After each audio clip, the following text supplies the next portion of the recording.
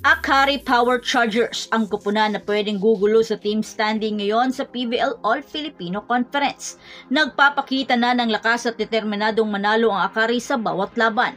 Mukhang eto na ata ang panahon ng Akari upang bumawi sa mga panahong lugmok na lugmok sila.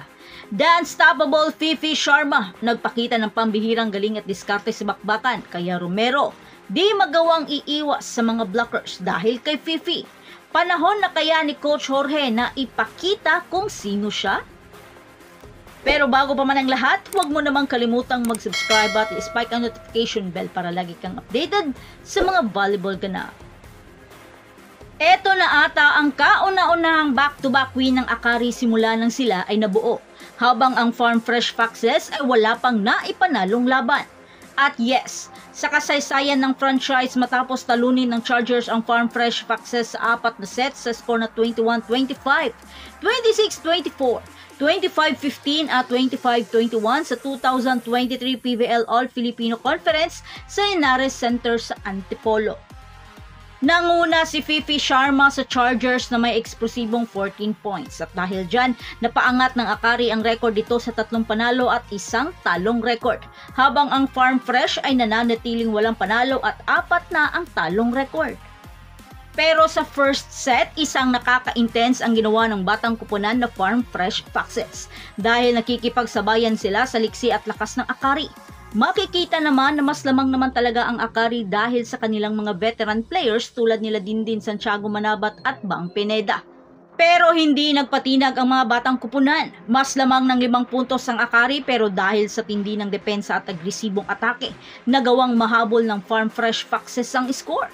Sa puntong ito, naagaw na ng Farm Fresh ang momentum bagamat nagawa pang maitabla ni Faith Nesperos sa 19-all. Pero si Trisha Tubo nagpaulan ng back-to-back points at nagawa pang ma-facial si Faith Nesperos dahil sa tindi ng bakbakan. Hanggang sa isang chance ball na na-outside ni Dindin at isang regalo naman kay Tubo na agaw ng Farm Fresh Foxes ang unang set sa score na 21-25.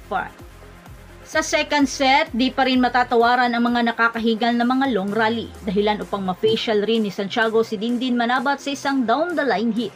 Dikdikan pa rin ang laban sa pagitan ng dalawang kupunan pero sa set na ito, labanan ng mental toughness. Patatagan na lang ng stamina sa bawat rallies at diskarte. Pero dahil sa sunod-sunod na violation at unforced error ng Farm Fresh, nakuha ng Akari ang panalo sa second set.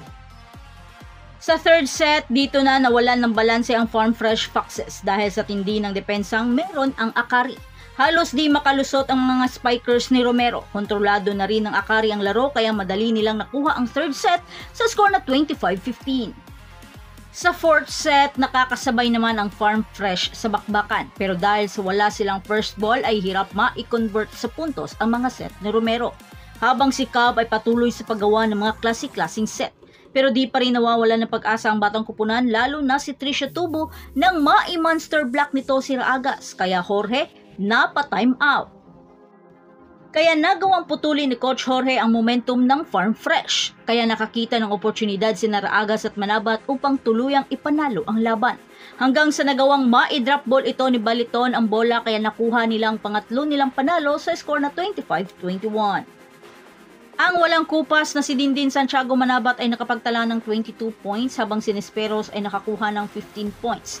Siyempre ang spark plug ng kupunan na si Erica Raagas ay nakapagtala ng 13 points. Sa kabilang banda, ibang klase naman ang pinakita ni Trisha Tubo na nakapagtala ng 24 points. Sumunod naman si Kate Santiago na may 15 points at si Riza Cruz na nakakuha ng 11 points. Gayunpaman, nagawa pa rin namang mahirapan ang Akari sa laban nila sa Farm Fresh. Sagyang kinapos lang at may ibubugas sa mga susunod na laban ang mga batang kupunan. Mapapalaban naman ang Akari sa susunod na laban kontra sa Signal HD Spikers sa October 31 alas 6 ng gabi sa PhilOil Eco-Oil Center. Habang ang Farm Fresh ay makikipagbakbakan rin sa Signal pero sa ibang araw. At yun ay sa November 4 alas 2 ng hapon nagaganapin naman sa PhilSports Arena.